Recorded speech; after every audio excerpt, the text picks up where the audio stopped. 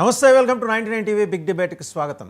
బెజవాడలో జరిగిన Investopia global సదస్సు మొత్తానికి పెట్టుబడులే టార్గెట్గా సర్కార్ని ముందుకు నడిపించింది. ఒక పాజిటివ్ వైబ్ క్రియేట్ చేసింది. ముఖ్యమంత్రి మాట్లాడిన తర్వాత ఒక కాన్ఫిడెన్స్ అయితే బిల్డ్ అయింది.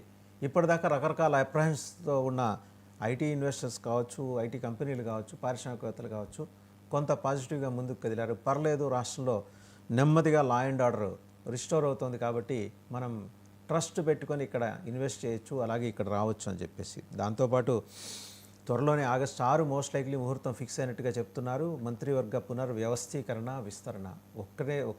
ఒక సీటు ఖాళీ ఉంది, ఒక బెర్త్ ఖాళీ ఉంది. అది భర్తీ చేస్తారా, లేకపోతే పునర్వ్యవస్థీకరిస్తారా? పునర్వ్యవస్థీకరిస్తే ఎంతమందికి ఉద్వాసన ఉంటుంది, ఎన్ని కొత్త ముఖాలు వచ్చి చేరబోతున్నాయి, అందులో రఘురామకృష్ణరాజు గారు కూడా ఉన్నారా? సో ఇంకా ఇలాంటి అంశాలన్నిటికీ సంబంధించి ఈరోజు బిగ్ డిబేట్లో మనతో పార్టిసిపేట్ చేస్తున్నారు doctor Bhaskar Yanamala, X COE, centre of excellence and global accounts, government of Andhra Pradesh and Telangana. నమస్తే భాస్కర్ గారు అండి. అలాగే బండారు వంశీకృష్ణ గారు జాయిన్ అయ్యారు, తెలుగుదేశం పార్టీ అధికార ప్రతినిధి. నమస్తే వంశీకృష్ణ గారు. అండ్ శేఖర్ రెడ్డి గారు, వైసీపీ అధికార ప్రతినిధి. మరి కాసేపట్లో ఇంకొక గెస్ట్ ఇక్కత్ నరేష్ గారు కూడా జాయిన్ అవుతారు. టు స్టార్ట్ విత్ భాస్కర్ గారు, నిన్న జరిగిన సదస్సు, మొదలు let us focus on that. ఎందుకంటే క్వాంటమ్ వ్యాలీ ఇవన్నీ మనకి ముందుకు వస్తున్న తరుణంలో నిన్న కొంత ప్రామిసింగ్ అట్మాస్ఫియర్ అయితే కనిపించింది. Since you are in to IT and related LED sectors, మీరు ఎలా చూశారు దాన్ని? అది రియలీ చెప్పాలంటే అదృష్టం అండి ఏపీకి. మనం ఇన్నోవేటివ్ ఆలోచనలు రావాలి, ఇన్నోవేటివ్గా ఆలోచన ఎప్పుడు ముందుకు రావాలి. సిలికాన్ వ్యాలీ అనేది మనకి యూఎస్లో ఎంత స్ట్రాంగ్గా హబ్ క్రియేట్ అయిందో, ఒక బేస్ని మనం ఇక్కడ క్రియేట్ చేయాలి. ఇప్పుడు క్వాంటమ్ వ్యాలీ అంటున్నాం. బేస్ సరిగా ఉందనుకోండి, ఇన్వెస్ట్మెంట్స్ వస్తాయి.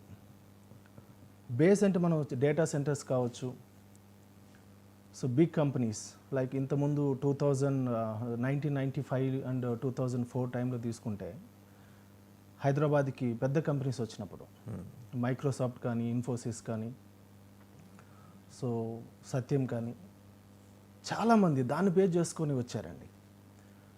ఇలాంటివి ఇప్పుడు ఏపీలో కూడా జరుగుతున్నాయి. సో దీన్ని మనం స్వాగతించాలి.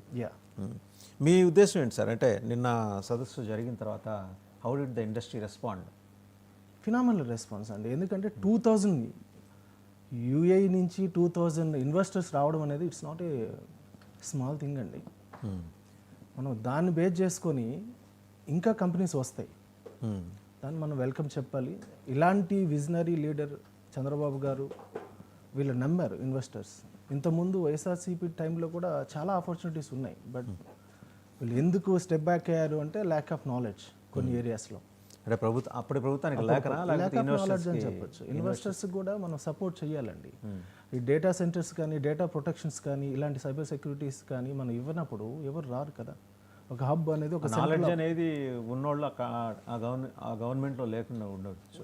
ఇప్పుడు ఓకే, పొలిటికల్ అడ్మినిస్ట్రేషన్ అది ఫెయిల్ అయి ఉండొచ్చు, బట్ బ్యూరోక్రటిక్ అడ్మినిస్ట్రేషన్ దీని మీద నాలెడ్జ్ ఉన్న బ్రహ్మాండమైన ఆఫీసర్స్ ఉన్నారు కదండి. అప్పుడు ఉన్నారు, ఇప్పుడు ఉన్నారు. వాళ్ళే కదా ఇప్పుడు కూడా చేస్తుంది. సో కొన్ని మనం ఇనిషియేటివ్స్ అనేది స్ట్రాంగ్గా ఉండాలండి. ఎక్స్పీరియన్స్ కౌంట్ అవుతుంది అక్కడ. పొలిటికల్ అడ్మినిస్ట్రేషన్ కావచ్చు, ఐటీ అడ్మినిస్ట్రేషన్ కావచ్చు, what ever it, but strong leadership ఉండాలి.